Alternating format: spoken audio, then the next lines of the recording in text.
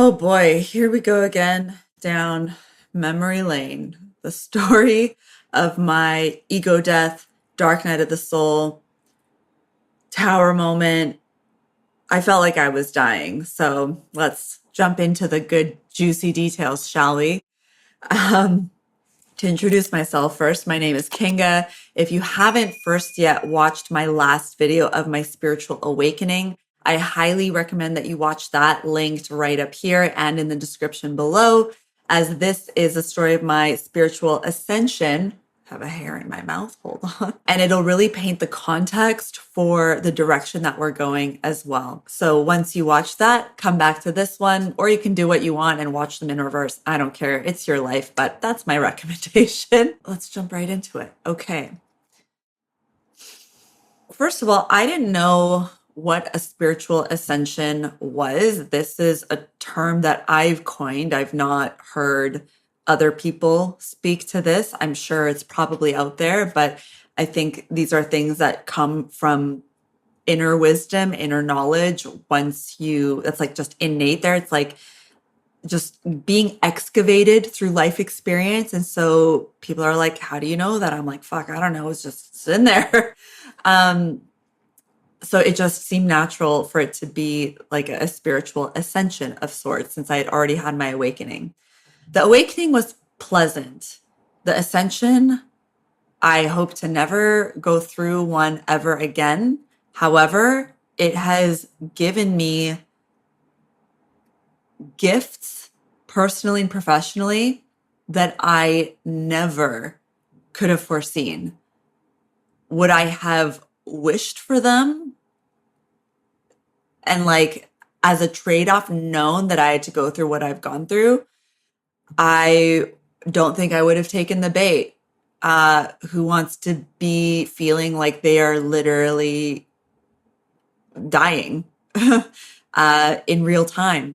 But we'll get there in a moment to that part of the story. Anyways, do I regret it now in hindsight? No, I'm grateful, but fuck, I was dragged through the trenches. So what happened? To backtrack it a little bit, I have always been a go-getter, practiced discipline, not always successfully, mind you, but I always had this personal, not just interest and fascination in personal development, but truly an obsession. And I know that it comes from my childhood and the way that I was brought up. I would say dysfunctional family. I'm estranged from my dad. He was abusive physically, and we are now estranged since I was 18 by my choice. Because of those experiences, as we hear from anyone who's gone through really difficult life experiences, especially in childhood, they shape us so much into who we are. And you learn what you don't want to be like. Some of us do not successfully cope with trauma. Hopefully, we use that to fuel us forward instead of rule over us in a victimhood type mentality. But because of not having that healthy dynamic, I always felt like I had to be invisible. So that's where acting gave me a beautiful outlet to be like the rambunctious, sometimes obnoxious, loud, colorful young person that I was and still am. But eventually, when I guess I got what I had needed from that phase of my 12-year career, and then I floundered for like a year and a half, figuring out what the hell I was going to do that would light me up obsessively and get me excited to greet each day anew, like the film industry once did. I eventually found my way to yoga at 26 years old. And I'm actually now approaching my 9-year teaching anniversary as of January 2025, which is pretty exciting. So I found my passion there and my next calling and reinvented myself. But through that, and growing up, I always had this need for significance, to feel seen, heard, felt, understood, validated. I've always felt this need to be impressive to people, sometimes a lot of the time to my own detriment, like getting injured and doing kind of like really kind of dangerous risk-taking type of stuff. But also from a place of like fun, because I think I have a natural love of thrill and need for speed type of thing. But also, as I spoke to in my last video of my spiritual awakening, it's just always how I've been, of having that mindset and identity of I can do anything. And so that's always made me incredibly ambitious. I've always been very goal driven.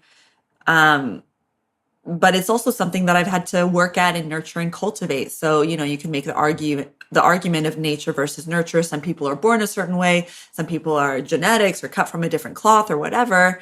But like, I don't have entrepreneurs in my family. My dad was self-employed for a long time, doing cabinet work. So, but even when I was young, I didn't realize that was entrepreneurial at the time. But even now in hindsight, as an actor, I didn't consider myself an entrepreneur in the slightest. Like, I was an artist.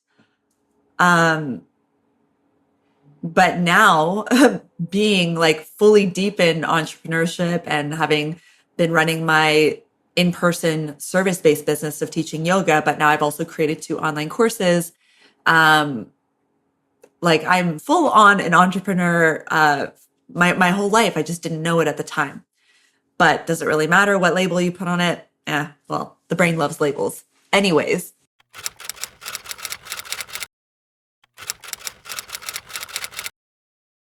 So when I was 28, a few weeks before my 29th birthday, my 3.5-year relationship came to an end, which was very significant.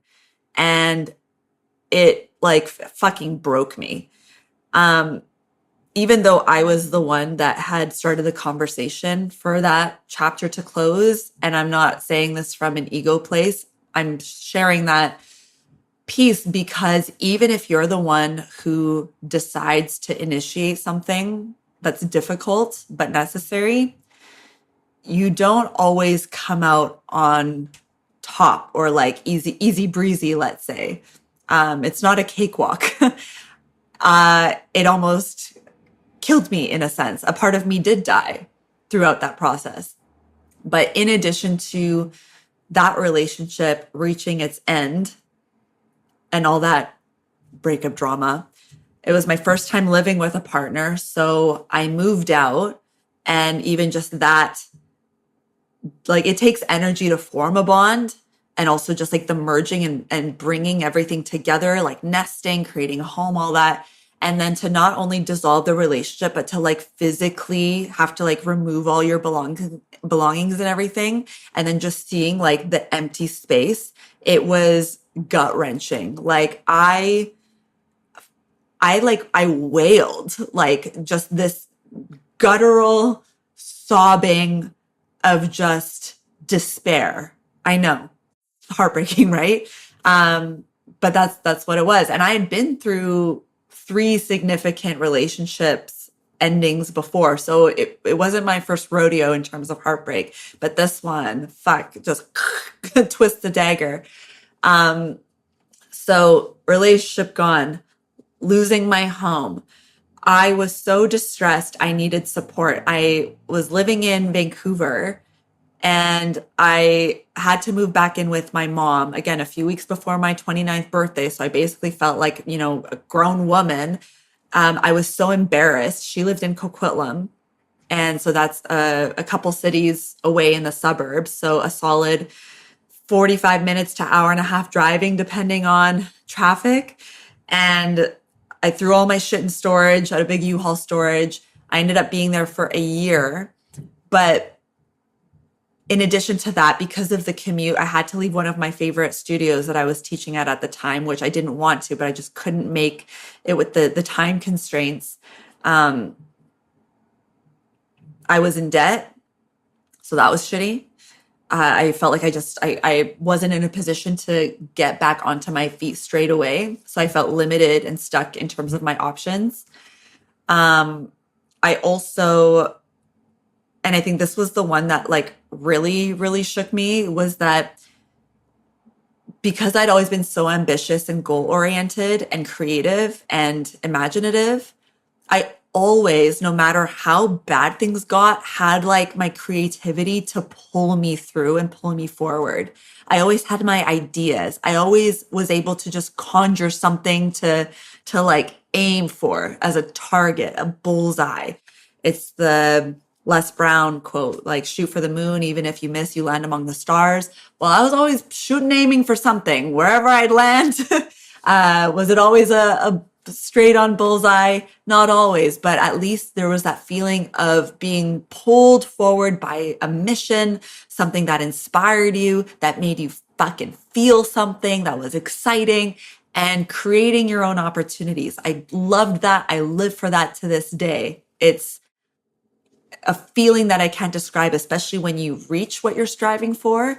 I mean, it's a pretty exceptional experience, but also the person that you have to become along the way. I know even that's a cliche at this point, but if you're not on some sort of goal-oriented path and you're just kind of floundering around, and you don't know what that's like, I mean, if you're content, power to you. But if you're not content, then you're missing out. And I would highly suggest finding a mentor or some type of guidance, so you can fulfill your potential and become self-actualized, because there's no greater gift than that. And then beyond self-actualization, now talking about Abraham Maslow's hierarchy of needs, which was the pinnacle before, but now more research has been uncovered, or maybe rather more accurately, more of Maslow's work has been uncovered and added to his hierarchy of needs, where it doesn't end in self-actualization, but it's actually self-transcendence, which is the ultimate peak, which is where you take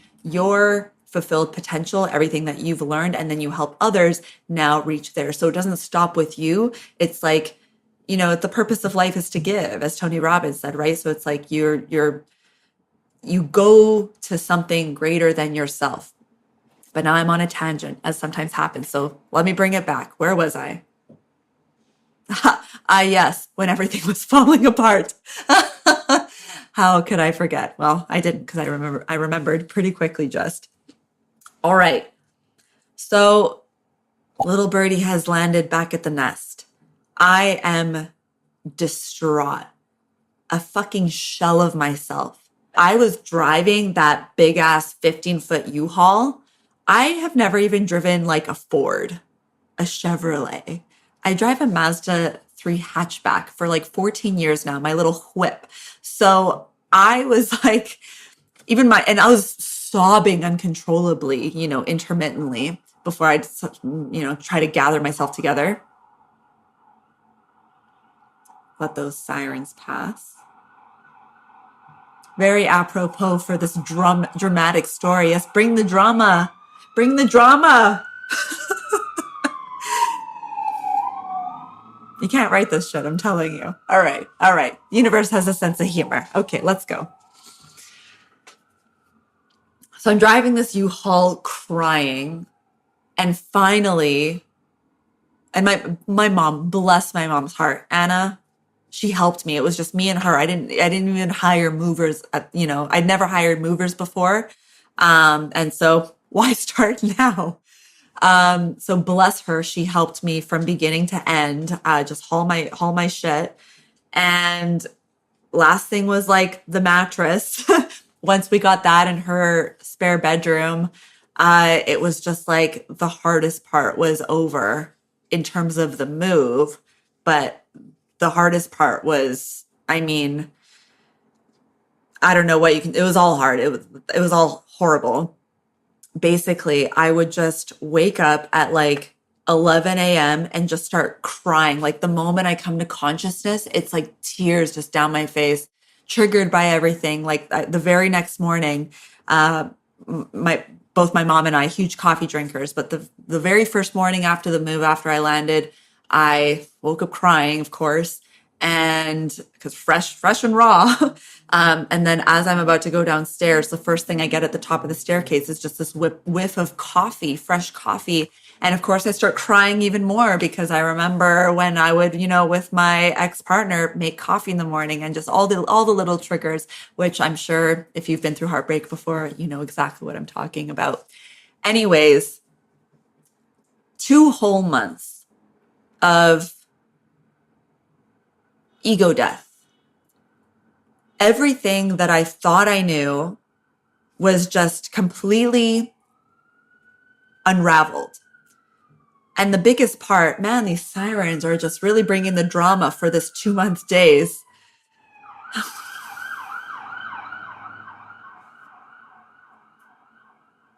Okay.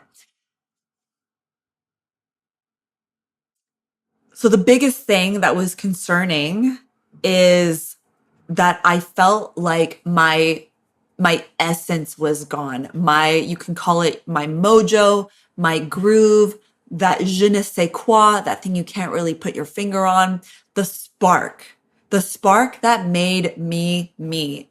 And I mean, I'm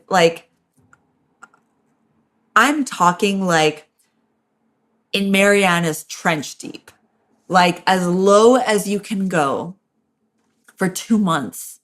I was in a foggy daze. It was a miracle that I was able to drag myself to teach my yoga classes. There were so many times where, as you're holding space for people to leave their shit on the mat and unwind in that space, and you're the facilitator, there were so many moments, especially in those quieter moments, where I, with all of my power, had to hold back tears and just keep it together, at least till I got to my car. There were so many times where I was crying right before entering the studio, right upon leaving the studio, momentary, tears in the bathroom, and then just keeping it together for my class, going through the motions literally till I can just have some privacy and let it go again. I remember there was this one specific moment where, among my not being able to think clearly, not being able to eat or drink anything, or very, very, very little for like, I would say 3 weeks was like a legit depression. And I don't say that lightly because I know there's clinical depression and all that stuff. But truly like a solid 2-3 weeks where I'm like, I physically, since then and before then, I've never not been able to eat. But I remember there was this one specific moment where I was laying horizontally on my mom's couch in the middle of the day, staring into the abyss of the living room, just into the open space. And it was around the holidays. And I remember feeling so fucking low that I was like, I feel helpless. I feel hopeless. And like, nobody can fix this for me. Nobody can help me through this.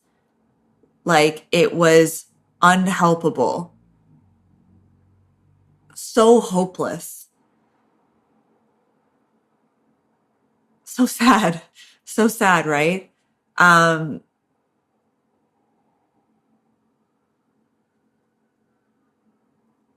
it was interesting because of the many painful breakups and things that I've experienced before. I know everyone hates to hear it. Time does help. It doesn't heal all wounds, but it helps. Sometimes it's a long time horizon.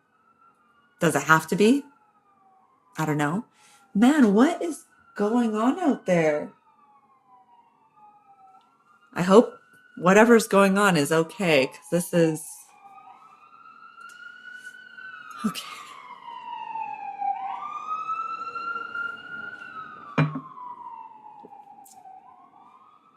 Thank you for bearing with me. Oh my God. Living in the city, am I right? So by this point, I had already been spiritually awakened, for lack of a better phraseology, for 5 years.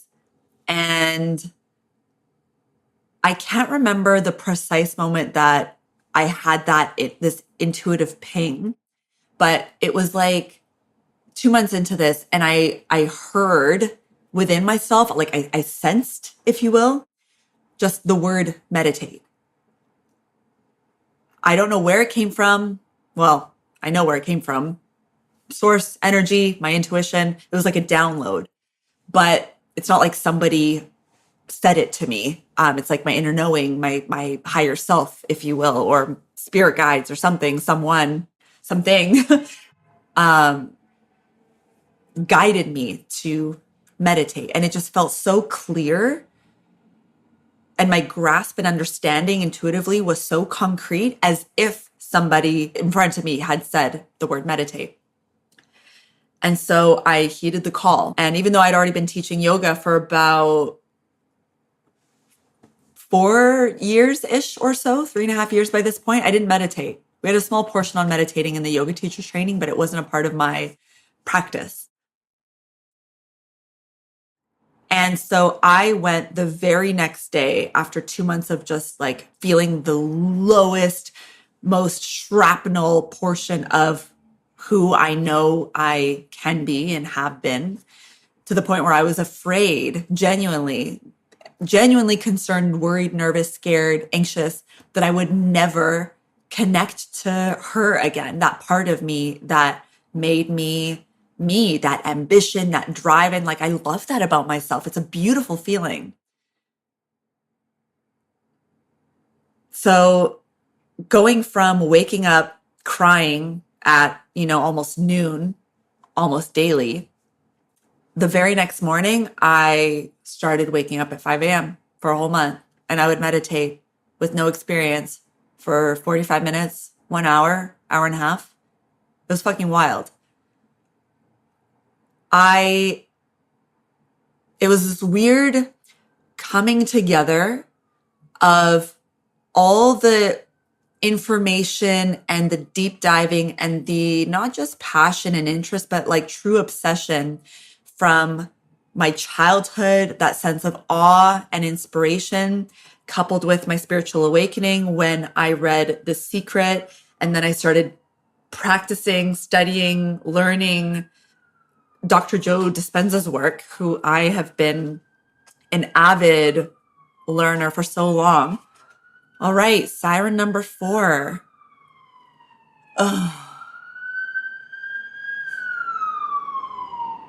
Somehow, even though I wasn't able to do shit all besides my absolutely mandatory obligations like going to work, I somehow was able to muster within myself discipline enough to just commit to 5 a.m. wake ups, boom. And even though I couldn't ambitiously bring myself or creatively bring myself to do anything goal-oriented in terms of action-oriented progression, I could create in my mind what I wanted to rebuild. So I would take my mom's ottoman, place it in front of her electric fireplace, like one of those mini ones from Costco, but heat emitting. So it was quite nice. So I would throw on my hoodie, my sweatpants. I would mosey on downstairs, plop myself on this ottoman, turn on the fireplace. Siren 5. Is this a sign? Is this a sign? Like, this is crazy.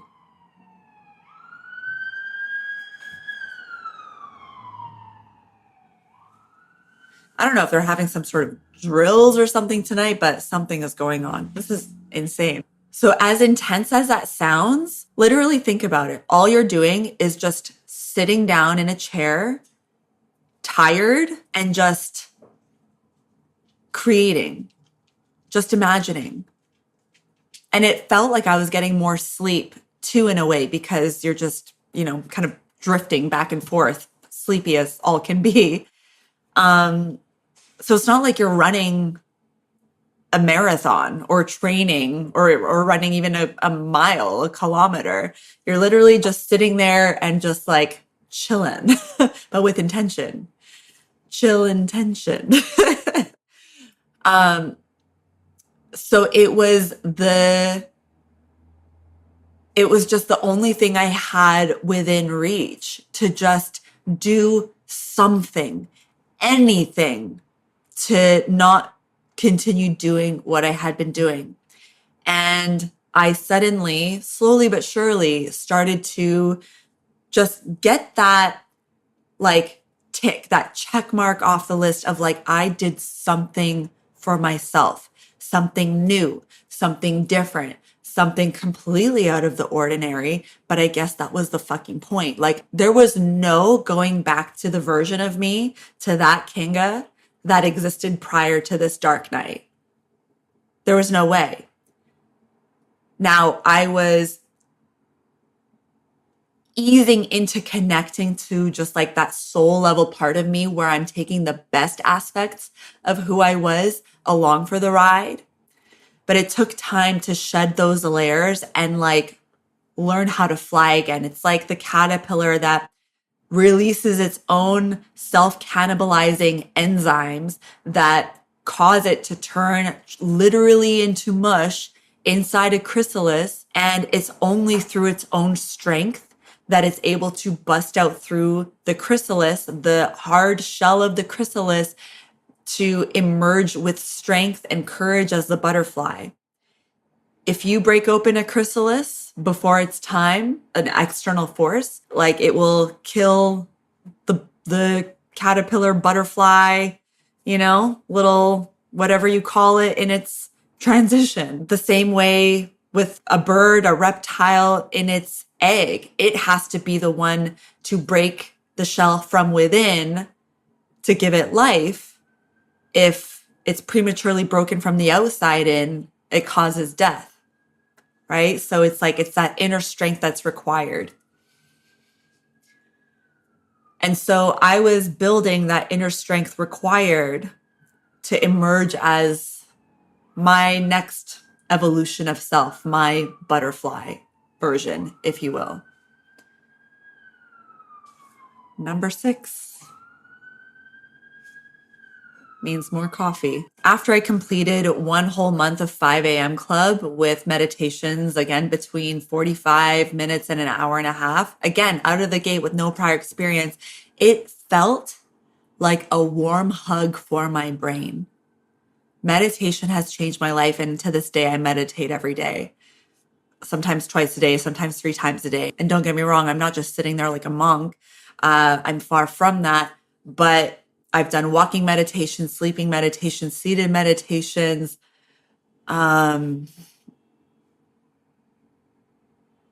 It's changed my life both personally and professionally. So after that 5 a.m. club for a month, I did 2 weeks of 4 a.m. club, which, I could only hack it for 2 weeks. It was intense, very sleepy. But I proved to myself that I could just do it. I was getting that discipline again, that setting of a goal and just accomplishing something at the top of the day, regardless whatever the rest of the day had in store. I was able to do that. And I was laying the mental bricks before the physical bricks were able to be laid down. As Neville Goddard has said, we move forward physically in time where we first go psychologically. Think about it. Bob Proctor said, if you can hold it in your head, you can hold it in your hands. You see it first, you feel it first, you create it first up here, and then secondarily, it's created on the outside. Robin Sharma, he said, everything in the world is created twice. First in the mind, second in reality. I love quotes, by the way, if you can't tell. A handful of months after that time, things really started to turn for the better. I was able to get a beautiful apartment back in Vancouver in my dream neighborhood, no less. That was the top floor corner unit that wasn't even online as an ad. I went to check out an initial building, but then the building manager said she also had a different unit that wasn't even being advertised yet if I was interested to see it. And I said yes. And I had a view of the ocean, the mountains, and I was able to throw my hat in the ring first, and I got it. So boom, that was part of my list of things that I was manifesting, leaving my sweet angel mom's house now that I was 29 and ready to start the next chapter of my life. And so I got that. I started working with a private client who like tripled, quadrupled her sessions with me. I was able to just do so many other things that started to just fall into place as I continued to walk this new path. And also just coming back home to my fucking self. I know how strong I am and how goddamn resilient I am because of all the shitty things and the hard times, of which there are so many that I've gone through. It's easy to look at somebody and be like, oh, you look the way that you look. You must have it easy, X, Y, and Z. And sure, there is privilege in ways like I know how I look. I know the blessings that I do have in spite of the difficult times. At the same time, we're all human. Nobody has it fucking easy all the time. And it's given me a lot of depth. It's given me a lot of compassion, a tremendous amount of empathy. I'm hyper vigilant, which is a blessing and a curse. I care too fucking much sometimes. But also, I am an amazing teacher. I have been through so much that I know how to be a guide on the side. I know how to lift people up. I know how to shift the lens through which they're viewing things through. I know how to deconstruct negative habits, install fresh ones, and integrate them so they last over the long term. I know how to rebuild, not only from actor to yoga teacher, but now for the last 4 years, for going on 5, I am also a high performance coach and educator. And so I have a personal passion and interest and obsession in the intersection of high performance and energetics and meditation. So as I've spoken about before in some of my other videos, to both actionably create and energetically attract the ideal reality that you envision and seek to create for yourself. Taking action as well as magnetizing. My life has been forever changed through these experiences. Would I trade it for anything in the world? No. Do I wish that upon anyone? Absolutely fucking not. Even a few years after that had all transpired, and I was sharing a little bit about it on my Instagram a few years back now, because it's now been, I'm 35. This happened just before I turned 29. So 6 years ago already, 6.5, which is insane to me. It's really insane to see how far I've come, just given a long enough time horizon. Siren number 7? What the hell? This has to be some sort of like a sign, an omen. This is unbelievable. Yeah, crazy. I'm going to have to look into this a little later. I'm getting chills. Like something is in the air right now. But yeah, it's crazy to see the journey that I've been on. And it's only through the most painful, difficult, shittiest weeds of circumstances that you go through that really show you what you're made of, that really push you and force you to rise up to the occasion, even if in the moment that you fucking can't, and you're weak in the knees and you can't even crawl, like you're just motionless on the floor, just trying to pick yourself up, like just scraping all the shrapnel of your remnants of your soul back together so you can start to put together a new jigsaw puzzle. But that's the point. The new holistic view of the puzzle is not meant to look like the puzzle that was before. You can put together new shapes. And so the person that I am now is so fucking badass because of the journey, the dark night, the ego death, the tower moment that I went through. Like, if you're going through it right now, just know that you are so much more capable and resilient and powerful and loving and whole than you might feel right now. Maybe you've been through a dark night before, or maybe one is still to come in your future. I know that my hard times are not over. Welcome to the human experience. But let us not live a lukewarm existence. If you're able to allow yourself to feel it all, rage, despair, loneliness, anger, sadness, heartache, everything, which is normal and natural, by the way, only then will you truly know from the depths of the lows, the highs of the highs, love, bliss, euphoria, connection, wholeness, unity, gratitude, authenticity, self-respect, esteem,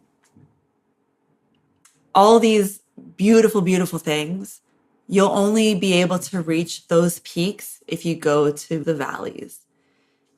If we are only perpetually numb and apathetic and just kind of like, you know, it's lukewarm. What kind of a life is that to live, you know? So I love so hard because I know what it's like to lose it. And so I never take it for granted when I'm blessed to brush by it again for however long it lasts. And I don't just mean romantically in relationships, of course, but in all types of relationships, platonic, romantic, business, familial, relationship with self, right? First and foremost. Love in the work that I do, my clients, the people that I connect with, my students. I mean, gosh, strangers, just a moment in time of connection. It's all such a trip. There's so many other things that I could say, but now being on the other side of this, I feel now is a good time to wrap it up.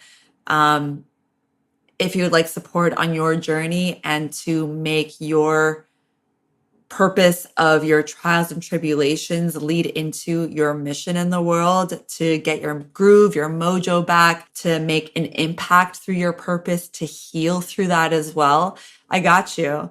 If this is resonating, I really would love to invite you to check out my signature online program, Zen High Performance Method.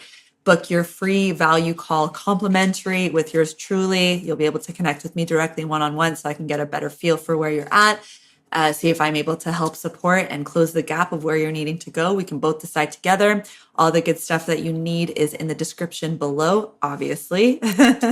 And yeah, that's it from me for now. I know not everyone's going to want to air their own stuff on the internet as I just did, but you know, this is part of my mission and life path. And so in whatever way this resonates, it's meaningful to me.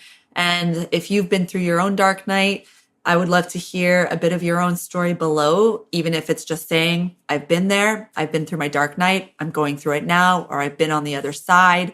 Let me know if you've brushed past this before and what your greatest gift from it was, or greatest lesson. But until we meet again, my friends, thank you so much for listening, getting to know me a little bit better, and I hope to get to know you a little bit better in the comments as well. So this was a heartfelt last couple of videos, and I will surely see you in the next one. Peace.